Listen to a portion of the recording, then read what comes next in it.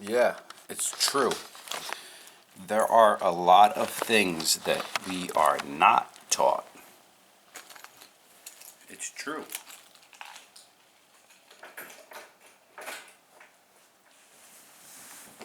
Maybe you can think back to when you were growing up, and there were a handful of things, concepts, ideas, ideals. Maybe for me, it was more or less the Ten Commandments.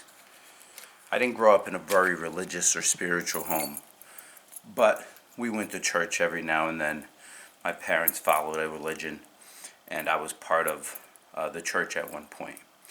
And the Ten Commandments, for lack of being able to identify anything else, is basically the only idea of lessons or instructions that we pretty much received, that I received.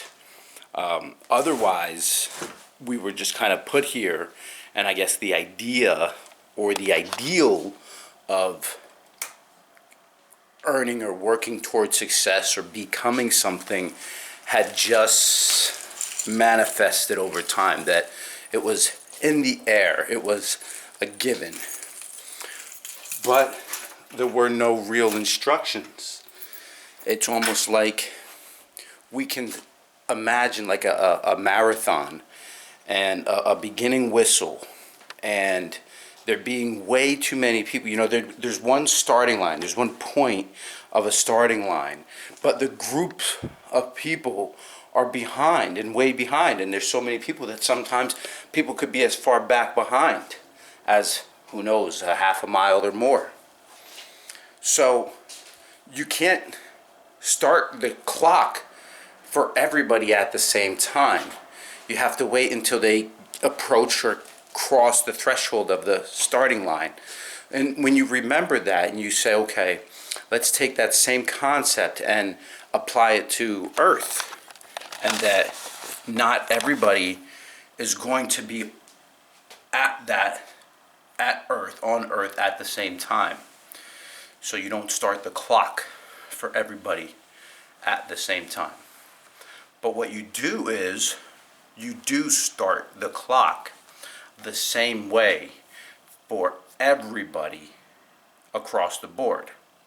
So whenever anybody reaches that starting line, that threshold, when they get here, that's the time that the clock starts to tick.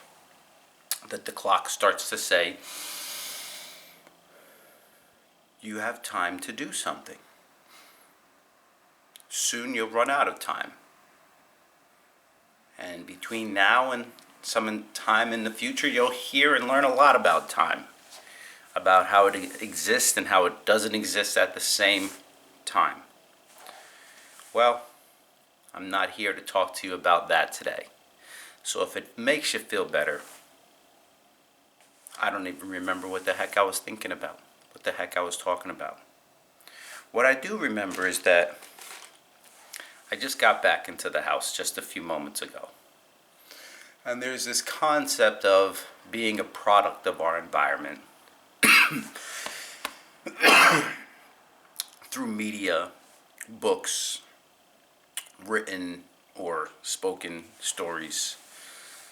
And there's a concept of impressing upon our environment.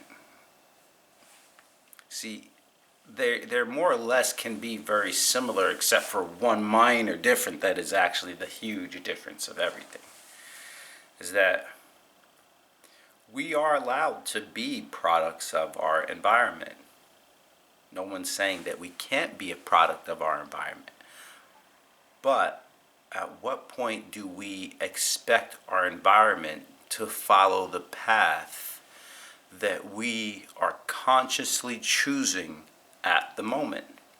Not necessarily the agreement that we made with ourselves or with the greater universe last week or last month or last year or even some lifetimes ago, but more so to take control in this moment, in this instance, in this avatar of suit, in this time that we exist.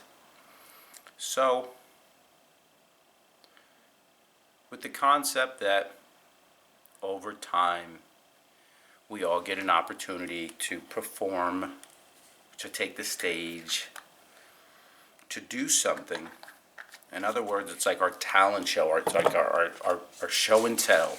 It's like, okay, everybody, you're going to have some time to exist here in life, and you're going to have some time to put together a project, and we're going to give you some time to present it.